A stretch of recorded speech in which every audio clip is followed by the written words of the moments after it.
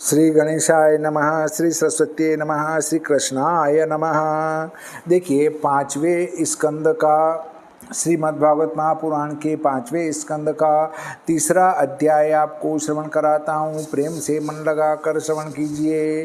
मंगलमय नर नाभि को कही हो चरित बखान, हुए प्रसन्न जेहि यज्ञ में प्रकट भये भगवान।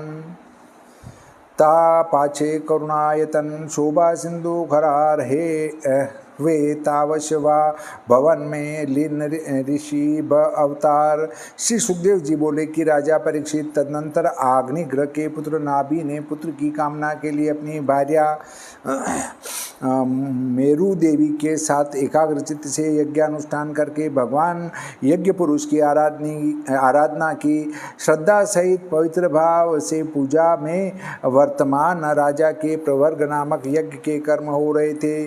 उस समय यद्यपि भगवान विष्णु जी द्रव्य, देश, काल, मंत्र, ऋत्विक, दक्षिणा और विधि इन 7 उपायों की संपत्तियों से भी नहीं प्राप्त होते, तथापि भक्तजन के ऊपर दया करने के लिए स्वयं सुंदर शरीर धारण करके उनके सामने अपने रूप को प्रकट किया। हे महाराज, भगवान का स्वरूप धारण कर प्रकट होने का यह तात्पर्य है कि भक्त जनों की मनमानी हो जाए। सो ऐसी वासना उनके भक्तों ने की, तब ही उनका चित्त आकर्षित हो गया था। नारायण जी ने नाभि के सम्मुख जो अपनी मूर्ति प्रकट की वह स्वतंत्र थी। उसके सब अंग मन और नेत्रों के आनंद वर्धनकारी थे। इससे वह मूर्ति अतिशय सुंदर और सुखदायक थी। हे राजन, भगवान की जो मूर्ति नाभि के सामने प्रकट हुई उसमें 4 भुजा प्रकाशवान थी। वह अतिशय तेजस्वी और पीताम्बर पहने छाती में श्री वत्स का चिन्ह शोभित हो रहा था और शंख, चक्र, गदा और पद्म, वनमाला और कौस्तुभमणि इत्यादि आदि आभूषणों से अत्यंत शोभायमान लगती थी। अधिक श्रेष्ठ मणि, जटित मुकुट, कुंडल, कंकण, कटी मेखला, हार, केयूर, नुपुर इत्यादि सब भूषणों की मनोहर किरणों की झलक से उस मूर्ति का सब शरीर जगमगा रहा था। उस समय ऋत्विक, सभासद और यजमान सब ने ऐसा मनहरण अद्भुत श्रृंगार किए हुए विष्णु भगवान के सुंदर स्वरूप को देखकर उसका बहुत आराधन कर मस्तक नवाकर विविध भांति के उपहार द्वारा उनकी पूजा करने लगे। जैसे दरिद्री संपदा को देख अति प्रसन्न होकर उसका बहुत सम्मान करता है, इसी प्रकार ऋत्विक प्रवृत्ति लोग स्तुति करते करते बोले कि हे पूज्यतम, तुम परिपूर्ण होने से भी हम सरीखे भृत्यजनों की पूजा बारंबार स्वीकार करने के योग्य हो। हे प्रभु, हम लोगों में इतना सामर्थ्य नहीं है कि आपकी स्तुति कर सकें। आपका स्वरूप जानना महादुर्लभ है, इसलिए हमने सत्पुरुष साधु गणों के निकट केवल नमस्कार नमस्कार इतनी ही स्तुति करना सीखा है। हे भगवान, प्रकृति पुरुष से परे जो ईश्वर हैं उनके जो जो नाम और रूप आकार लोग कल्पना किया करते हैं वे सब कभी भी आपको स्पर्श नहीं कर सकते। इसलिए उन सब कल्पित नाम रूप आकार के द्वारा कौन पुरुष आपका स्वरूप निरूपण करने में समर्थ हैं। इस मनुष्य की बुद्धि प्रकृति के गुण से प्रपंच में ही आसक्त रहने से स्वयं अपने ऊपर भी उसका अधिकार नहीं। आपके जो सब शिवतम और श्रेष्ठ गुण अपने जनों के अनंत पापों का नाश करते हैं, उन उत्तम गुण गणों के एक देश का अवश्य वर्णन कर सकता है। इसके सिवाय इस मनुष्य को और किसी प्रकार की क्षमता नहीं है, अर्थात ऐसे मनुष्य केवल आपके गुण गणों का वर्णन करने में ही समर्थ हैं। हे परमेश्वर, परिजनगण अनुराग के वश होकर गदगद वचन द्वारा जो आपकी स्तुति किया करते हैं और जल, तुलसी दल, पत्र, दुर्वा तथा पवित्र पल्लव से आपकी सेवा किया करते हैं, तो आप उससे भी प्रसन्न हो जाते हैं। बिना प्रीति हम अनेक अंगों से परिपूर्ण जो यह यज्ञ करते हैं, इससे आपका कोई प्रयोजन भी दृष्टि नहीं आता। हे नाथ, आप सदा स्वतंत्र साक्षात स्वयं ही प्रकट हुए हो, संपूर्ण पराक्रम के स्वरूप भूत अर्थात परमानंद ब्रह्म स्वरूप हो, परंतु हम कामना वालों भक्तों के निमित्त केवल आपकी उपासना मात्र बन सकती हैं।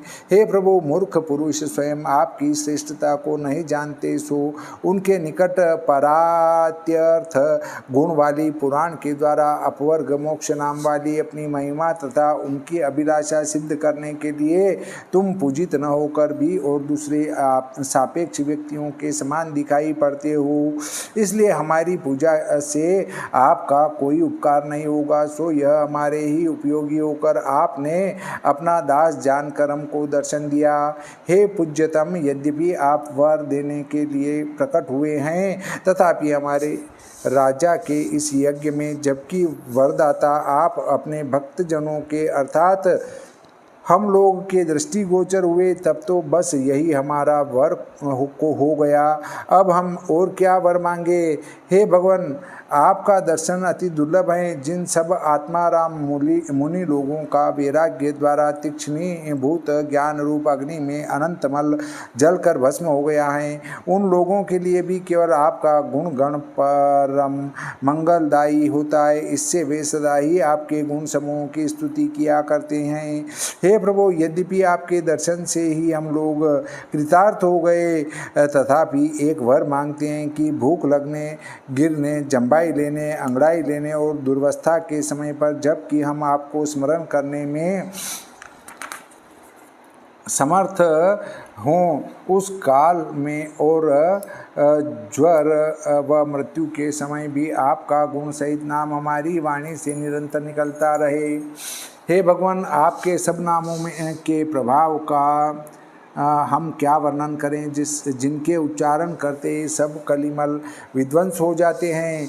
कली काल में हरि नाम के समान और कोई मोक्ष का उत्तम उपाय नहीं है। हे देव, हमारी ओर भी प्रार्थना है कि आप स्वर्ग और अपवर्ग के स्वामी हैं। आपके निकट पुत्र का चाहने वाला यह राजर्षि आपके समान पुत्र की इच्छा करता है, जैसे कोई मनुष्य धनवान से धान्य के ऊपर का छिलका मांगे, ऐसे इस लोक के फल आप समान पुत्र की प्रार्थना करता है, क्योंकि यह संतान होने को ही पुरुषार्थ करके समझता है। इस कारण आपसे यह प्रार्थना की है। हे नाथ, दूसरे राजर्षि की यह प्रार्थना कुछ असंगत भी नहीं है, क्योंकि आपकी माया अजय है, उसकी पदवी कोई नहीं जान सकता। उस आपकी अपराजित माया से किसी की बुद्धि पराजित नहीं होती, और महापुरुषों के चरणों की उपासना नहीं करने से किसी की बुद्धि विषय रूप विष के वेग से नहीं गिर जाती हैं। हे अनेक कार्य करने वाले नाथ, हमने अति लघु कार्य के लिए यहाँ आपको बुलाया। हम लोग बड़े मूर्ख हैं, कुछ नहीं जानते, पुत्र को ही परम पुरुषार्थ मानते हैं।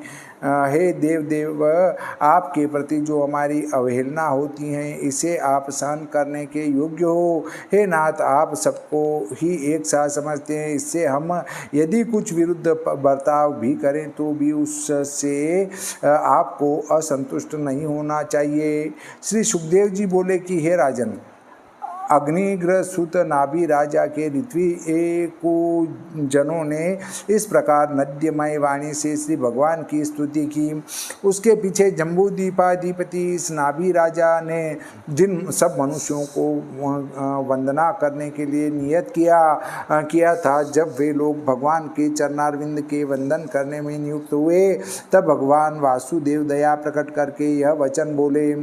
श्री भगवान बोले कि हे ऋषिगण, आप लोगों के वचन कभी व्यर्थ नहीं होते, परंतु आपने हमसे बड़ा कठिन वर मांगा कि उस राजा के हमारे समान पुत्र हो। यह आपकी प्रार्थना सरल नहीं है, बड़ी कठिन है, क्योंकि हमसा दूसरा नहीं है, अपने समान हम ही हैं। तो फिर इस राजा के किस प्रकार हम समान पुत्र हो सकता है? हम किस प्रकार से यह तुम्हारी प्रार्थना परिपूर्ण कर सकते हैं?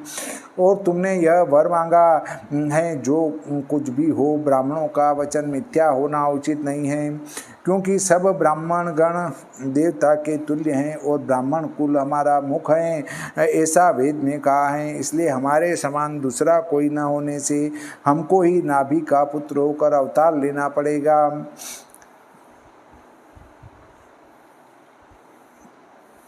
श्री सुखदेव जी बोले कि हे राजन, श्री भगवान की यह वार्ता नाभि की स्त्री मरु देवी सुन रही थी और राजा नाभि भी उस समय वहाँ खड़े थे। इसलिए श्री भगवान जी ने ऋत्विजों से जो बात कही वह राजा ने भी सुनी। ऐसी आज्ञा नाभि को कर भगवान वासुदेव अंतर ध्यान हो गए। इतनी कथा कह श्री सुखदेव जी बोले कि हे विष्णुदत्त परीक्षित, जब महर्षि लोगों ने यज्ञ में इस प्रकार से प्रश्न किया तब भगवान विष्णु जी राजा नाभि के प्रिय करने की इच्छा करते हुए इसके पीछे नग्न तपस्वी ज्ञानी और नैष्ठिक ब्रह्मचारियों को उपदेश देने के लिए राजा नाभि के अंतःपुर में उनकी रानी मेरु देवी के घर में शुक्ल शरीर धारण कर ऋषभ देव जी ने अवतार लिया। श्री भागवते महापुराणे पंचम स्कंदे शाटिकायां नाभि नृपस्य मेरु देव्यां ऋषभावतार वर्णनम नाम तृतीयोऽध्यायः। श्री सरस्वती मैया की जय, श्री गणपति जी महाराज की जय, श्री कृष्णचंद्र भगवान की जय, श्री रामचंद्र भगवान की जय, बजरंग बली की जय।